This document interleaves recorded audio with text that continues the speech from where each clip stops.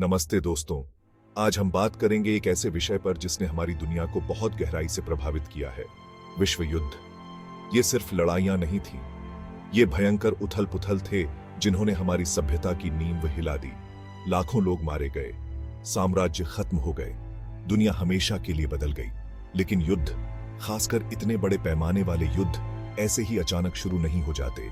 उनका जन्म पहली गोली चलने से बहुत पहले बोए गए कलह के बीजों से होता है। विश्व युद्धों के कारणों को सही मायने में समझने के लिए हमें ऐतिहासिक, राजनीतिक और आर्थिक कारकों के उस जटिल जाल में उतरना होगा जिसने इन वैश्विक संघर्षों का मार्ग प्रशस्त किया। इसे प्रेशर कुकर की तरह समझें। कई कारकों के कारण तनाव धीरे धीरे तब तक बढ़ता रहता है जब तक दबाव असहनीय नहीं हो जाता। फिर बस एक चिंगारी की जरूरत होती है, एक हत्या, एक चेतावनी, एक गलत अनुमान, एक विनाशकारी विस्फोट शुरू करने के लिए। संक्षेप में यही कहानी है कि कैसे विश्व युद्ध शुरू होते हैं। इतिहास को इस नजरिए से देखना आसान है कि युद्ध ही एकमात्र संभावित परिणाम था, लेकिन खेल में शामिल ताकतों को समझकर हम अतीत से सीख सकते हैं और ऐसा भविष्य बनाने का प्रयास कर सकते हैं जहां इस तरह के विनाशकारी संघर्षों को टाला ही न जाए, बल्कि वे अकल्पनीय हों। दोनों विश्व युद्धों की ओर ले जाने वाले प्रमुख कारकों में से एक था गठबंधनों का वह जटिल सिस्टम जिसने दुनिया भर के देशों को उलझा दिया। आपसी सुरक्षा या साझा हितों को आगे बढ़ाने के लिए अक्सर बनाए गए ये गठबंधन एक खतरनाक स्थिति पैदा करते थे। एक राष्ट्र पर हमले को उसके सभी सहयोगियों पर हमले के रूप में देखा जाता था, जिससे स्थानीय संघर्ष तेजी से बढ़ जाते थे। दोस्तों के एक ऐसे समूह की कल्पना करें जहां हर कोई एक दूसरे की रक्षा करने का वादा करता है अगर उन पर कभी हमला होता है। सैद्धांतिक रूप से तो यह अच्छा विचार लगता है ना? लेकिन क्या होगा अगर एक दोस्त किसी दूसरे ग्रुप से किसी से लड़ाई करे और अचानक उसके सभी दोस्त उसमें शामिल होने के लिए बाध्य हो जाएं? पहले विश्व युद्ध से पहले के गठबंधनों के साथ यही हुआ था। ऑस्ट्रिया हंगरी के आर्कड्यूक फ्रांस फर्डिनेंड की एक सर्बियाई राष्ट्रवादी द्वारा हत्या एक स्थानीय घटना ही रह सकती थी यदि ये गठबंधन न होते। जर्मनी द्वारा समर्थित ऑस्ट्रिया हंगरी ने सर्बिया को एक चेतावनी जारी की जिसका गठबंधन रूस के साथ था। जब रूस ने सर्बिया के समर्थन में अपने सैनिकों को इकट्ठा किया तो जर्मनी ने रूस पर युद्ध की घोषणा कर दी, जिससे एक श्रृंखलाबद्ध प्रतिक्रिया शुरू हो गई जिसने उनके संबंधित सहयोगियों को भी खींच लिया। संघर्ष को रोकने के लिए बनाए गए ये गठबंधन, विडंबना ये है कि एक उत्प्रेरक के रूप में कार्य करते थे जो देशों को एक ऐसे युद्ध में घसीटते थे जिससे वे अन्यथा बच सकते थे।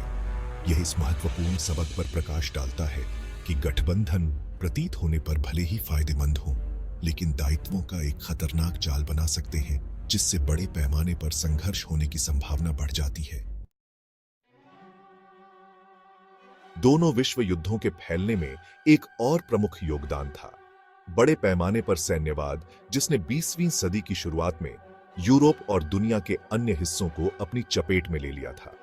सैन्यवाद संक्षेप में सैन्य शक्ति का महिमा मंडन है और यह विश्वास है कि एक राष्ट्र की शक्ति मुख्य रूप से उसके सशस्त्र बलों पर निर्भर करती है। एक ऐसे स्कूल के मैदान की कल्पना करें जहां हर कोई सबसे सख्त होने और सबसे बड़ी मांसपेशियां रखने का दीवाना हो। वे लगातार मांसपेशियों की तुलना करते हैं, अपनी ताकत दिखाते हैं और दूसरों को डराते हैं। यह निरंतर प्रदर्शन, भय और संदेह का माहौल बनाता है, जहां एक छोटी सी असहमति भी एक बड़े झगड़े में बदल सकती है। पहले विश्व युद्ध से पहले के दशकों में यही हुआ था। यूरोपीय राष्ट्रों ने एक खतरनाक हथियारों की दौड़ में भाग लिया, विशाल सेनाओं और नौसेनाओं का निर्माण किया। उन्होंने सैन्य उपलब्धियों का जश्न मनाया, अपने नागरिकों में सैन्य मूल्यों का समावेश किया और युद्ध की तैयारी इस तरह की जैसे यह एक अनिवार्यता हो। इसने ऐसा माहौल बनाया जहां सैन्य शक्ति के बढ़ते खतरे के कारण कूटनीति और शांतिपूर्ण समाधान पीछे छूट गए। सैन्य शक्ति के प्रति इस जुनून के परिणाम विनाशकारी थे। जब तनाव बढ़ा, जैसा कि अनिवार्य रूप से हुआ, तो राष्ट्र बल का सहारा लेने की अधिक संभावना रखते थे, यह मानते हुए कि उनकी सैन्य शक्ति उन्हें जीत दिलाएगी। इसने युद्ध को न केवल अधिक संभावित बना दिया, बल्कि कहीं अधिक विनाशकारी भी बना दिया। क्योंकि राष्ट्रों ने विनाशकारी परिणामों के साथ अपने शस्त्रागार खोल दिए। भाग 4, अधिक की भूख, साम्राज्यवाद। उपनिवेशवाद और विजय के माध्यम से एक राष्ट्र की शक्ति और प्रभाव का विस्तार करने की नीति साम्राज्यवाद ने दोनों विश्व युद्धों के लिए मंच तैयार करने में महत्वपूर्ण भूमिका निभाई। साम्राज्यों की खोज ने यूरोपीय शक्तियों के बीच प्रतिस्पर्धा और प्रतिद्वंद्विता पैदा की, जिससे क्षेत्रों, संसाधनों और वैश्विक प्रभुत्व को लेकर टकराव और संघर्ष पैदा हुआ। कुछ बच्चों के एक समूह की कल्पना करें जो सीमित संख्या में खिलौनों के लिए लड़ रहे हैं। हर बच्चा सबसे अच्छे खिलौने, सबसे ज्यादा खिलौने चाहता है और उन्हें पाने के लिए किसी भी हद तक जाएगा, भले ही इसका मतलब उन्हें दूसरों से छीनना ही क्यों ना हो। अधिकार के लिए यह निरंतर संघर्ष, तनाव और शत्रुता पैदा करता है और हमेशा एक पूर्ण लड़ाई में बदलने की धमकी देता है।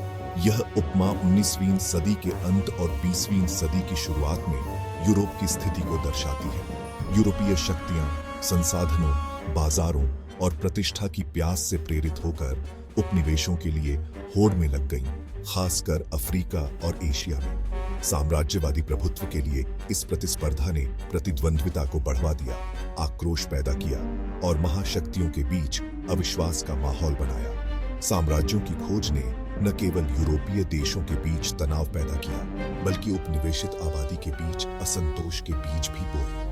विदेशी शासन के तहत पूरे लोगों को वश में करने से आक्रोश और प्रतिरोध को बढ़ावा मिला, जिसने औपनिवेशिक दुनिया में अस्थिरता में योगदान दिया और वैश्विक तनाव को और बढ़ा दिया। भाग 5, गर्व का एक बारूद का ढेर, राष्ट्रवाद। राष्ट्रवाद अपने राष्ट्र के साथ गहरी पहचान और इसकी श्रेष्ठता में विश्वास दोनों विश्व युद्धों के लिए एक शक्तिशाली उत्प्रेरक के रूप में कार्य करता था। जबकि एक हद तक राष्ट्रीय गौरव एक एकीकृत शक्ति हो सकती है, चरम राष्ट्रवाद अक्सर जेनोफोबिया, अन्य राष्ट्रों के प्रति अविश्वास और राष्ट्रीय लक्ष्यों को प्राप्त करने के लिए हिंसा का सहारा लेने की इच्छा के रूप में प्रकट होता है। खेल प्रशंसकों के एक समूह की कल्पना करें। प्रत्येक समूह अपनी टीम के प्रति बहुत वफादार हो। वे अपनी टीम के रंगों को गर्व से पहनते हैं, नारे लगाते हैं और अपनी जीत का जोश के साथ जश्न मनाते हैं। लेकिन यह प्रबल निष्ठा जल्दी ही बदसूरत रूप ले सकती है। वे प्रतिद्वंद्वी टीमों को नीचा दिखा सकते हैं, गाली गलौज में शामिल हो सकते हैं और यहां तक कि मारपीट का भी सहारा ले सकते हैं। यह तीव्र प्रतिद्वंद्विता, जो अक्सर श्रेष्ठता की भावना और इस विश्वास से प्रेरित होती है कि उनकी टीम स्वाभाविक रूप से बेहतर है, चरम राष्ट्रवाद के खतरों को दर्शाती है। उदाहरण के लिए, प्रथम विश्व युद्ध से पहले कई यूरोपीय राष्ट्रों ने राष्ट्रीय गौरव की एक मजबूत भावना को पाला था। अपनी सांस्कृतिक, आर्थिक या सैन्य श्रेष्ठता में विश्वास करते थे। इसने प्रतिद्वंद्विता, संदेह और अपने प्रभुत्व का दावा करने या अपने हितों की रक्षा के लिए बल प्रयोग करने की इच्छा को जन्म दिया। राष्ट्रीय गौरव, सांस्कृतिक अहंकार और शिकायत की भावना के इस शक्तिशाली मिश्रण ने एक अस्थिर माहौल बनाया। कथित अपमान, क्षेत्रीय विवादों या राष्ट्रीय सम्मान को चुनौतियों का सामना आक्रोश और प्रतिशोध की इच्छा के साथ किया गया, जिससे शांतिपूर्ण समाधान मुश्किल हो गए और राष्ट्र युद्ध के कगार पर पहुंच गए।